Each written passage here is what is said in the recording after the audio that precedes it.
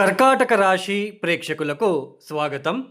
2026 మే మాసంలో కర్కాటక రాశి వాళ్ళ ఫలాఫలాలు, ముఖ్యంగా ఈ ఒక మాసంలో గ్రహ సంచారాన్ని గమనిద్దాం. శని మీన రాశిలో సంచారము, గురువుగారు మిథున రాశిలో సంచారము, రాహు కుంభంలో సంచారము, కేతువు సింహ రాశిలో సంచారము. ఇక కుజుడు మే 11వ తేదీ మీన రాశి నుంచి మేష రాశిలోకి ప్రవేశిస్తున్నారు. ఇక శుక్రుడు మే 14వ తేదీ వృషభ రాశి నుంచి మిథున రాశిలోకి ప్రవేశిస్తున్నారు. ఇక సూర్యుడు మే 15వ తేదీ మేషరాశి నుంచి వృషభ రాశిలోకి ప్రవేశిస్తున్నారు. ఇక బుధుడు మే 15వ తేదీ మేషరాశి నుంచి వృషభ రాశిలోకి ప్రవేశిస్తున్నారు. ఈ గ్రహ సంచార రీత్యా కర్కాటక రాశి వాళ్ళకి ముఖ్యంగా గత కొన్ని మాసాలుగా ఈ కర్కాటక రాశి వాళ్ళు చాలా ఇబ్బందులు పడుతున్నారు.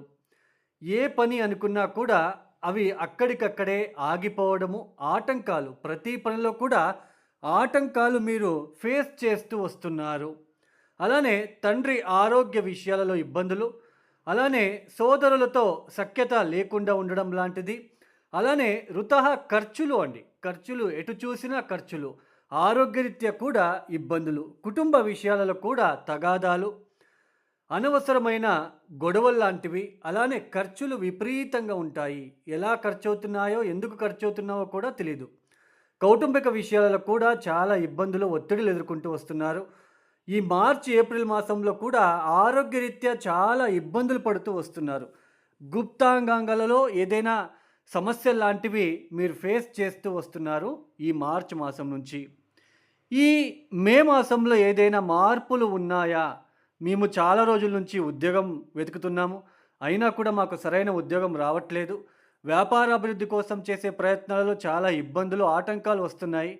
ఇలాంటివి ఈ మే మాసంలో ఏదైనా కొన్ని సమస్యలు తీరుతాయా అని చూసుకున్నట్లు గనక అయితే, ముఖ్యంగా ఈ మే 11వ తేదీ తర్వాత ఎప్పుడైతే ఈ ఒక కుజుడు నవమ స్థానం నుంచి దశమ స్థానంలోకి స్వక్షేత్రానికి ప్రవేశిస్తారో, అలానే మే 15వ తేదీ నుంచి ఎప్పుడైతే సూర్య బుధులు ఇద్దరు కూడా లాభస్థానంలోకి ప్రవేశిస్తున్నారో, అంటే మీకు ఈ మాసంలో మే 14వ తేదీ తర్వాత కుజబలము, సూర్య బుధ యొక్క బలము, అలానే శుక్రబలం కూడా చాలా బాగుంటుందని చెప్పుకోవచ్చు. కొత్త ఉద్యోగ ప్రయత్నాలు ఎవరైతే చేస్తున్నారో ఉద్యోగం రావడానికి ఛాన్సెస్ ఎక్కువగా ఉంటుందండి. అంటే చాలా రోజుల నుంచి ఎవరైతే ఉద్యోగం వెతుకుతున్నారో, చాలా ఇంటర్వ్యూకి వెళ్తున్నాను అయినా ఉద్యోగం రావట్లేదు అని ఎవరైతే ఇబ్బందులు పడుతూ వస్తున్నారో, వాళ్ళకి ఉద్యోగరీత్యా ఏదైనా అనుకూలతలు ఏర్పడే సూచనలు, అలానే ప్రమోషన్లు, ఇంక్రిమెంట్ల కోసం ఎవరైతే వెయిట్ చేస్తూ ఉంటారో వాళ్ళకి ఏదైనా మంచి సౌలభ్య సహకారాలు దొరకడం లాంటిది, అలానే దూరపు ప్రాంతానికి వెళ్ళి నేను చదువుకోవాలి, లేదా ఉద్యోగ నిమిత్తం అక్కడికి వెళ్ళాలి దూరపు దేశానికి అని అనుకున్న వాళ్ళకి కాస్త ముందడుగు వేసే ప్రయత్నాలలో మీకు చాలా కాలం అనేది సహకరిస్తుందనే చెప్పుకోవచ్చు. ఆదాయ విషయాలలో కూడా అభివృద్ధిదాయకంగా ఉండబోతుంది. మీరే చూస్తారు కదా, మే 14వ తేదీ తర్వాత కాస్త అనుకూలతలు ఏర్పడుతున్నాయి ఈ కర్కాటక రాశి వాళ్ళకి. అంటే ఈ ఒక మాసంలో కుజబలము, సూర్య బుధ, అలానే శుక్ర బలం వలన కాస్త ఇబ్బందుల నుంచి మీరు బయటపడతారు అనే అర్థం. అలానే తండ్రి ఆరోగ్య విషయాలలో ఎవరైతే మార్చ్ ఏప్రిల్లో చాలా ఇబ్బందులు పడుతున్నారో, సో వాళ్ళకి కూడా ఆ ఆరోగ్యరీత్యా ఉన్న ఈ ఒత్తిడులు తగ్గుతాయి. అలానే సోదరులతో ఉన్న ఇబ్బందులు తగ్గడానికి అవకాశాలు ఇక్కడ మీకు కల్పిస్తుంది అనే చెప్పుకోవచ్చు. మొత్తానికి ఈ మే 14వ తేదీ తర్వాత కర్కాటక రాశి వాళ్ళకి కాస్త అభివృద్ధిదాయకంగా కాలం అనేది కలిసి వస్తుందనే చెప్పుకోవచ్చు. ఇవి గోచార ఫలితాలు మాత్రమే. కర్కాటక రాశిలో లక్షల మంది ఉంటారు, అందరికీ ఒకేలాగా ఫలితాలు ఉండవు.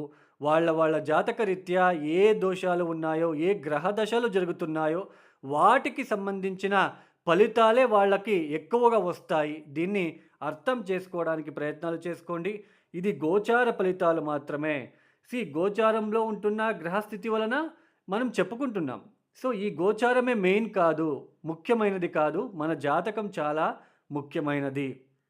ఇక ఈ కర్కాటక రాశి వాళ్ళు చాలా రోజుల నుంచి కౌటుంబిక విషయాలలో కావచ్చు, వాళ్ళ కొడుకు విషయాలలో కావచ్చు, వాళ్ళ భార్యాభర్తల విషయాలలో కావచ్చు, ఇట్లా అన్ని విషయాలలో ఉద్యోగ విషయాలు కావచ్చు ఇబ్బందులు పడుతూ వస్తున్నారు. ఈ మే 14వ తేదీ తర్వాత కాస్త అనుకూలతలు ఏర్పడబోతున్నాయి. ఈ కర్కాటక రాశి వాళ్ళు తప్పనిసరిగా ఈ ఒక మాసంలో ఏం చేసుకోవాలి అని అంటే ముఖ్యంగా మీరు చేసుకోవాల్సిందల్లా ప్రతి మంగళవారము మీరు తప్పనిసరిగా బెల్లం ముక్కని ఆంజనేయ స్వామి పాదాల దగ్గర పెట్టించడానికి ప్రయత్నాలు చేసుకోండి. అలానే అదే మంగళవారం 108 ప్రదక్షిణాలు హనుమాన్ మందిరంలో మీరు 108 ప్రదక్షిణాలు వేయడానికి ప్రయత్నాలు చేసుకుంటే మంచిది. అలానే శ్రీకృష్ణుడి యొక్క ఆరాధన ఎంత చేస్తారో, అలానే కాలభైరవుడి యొక్క ఆరాధన ఎంత చేస్తారో అంత మంచిది.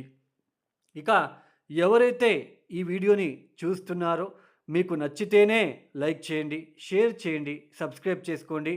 మీ అభిప్రాయాలను కామెంట్ రూపంలో నాకు తెలియచేయండి. ఇక సర్వే జనం సుఖినో భవంతు. ధన్యవాదములు. జై శ్రీరామ్.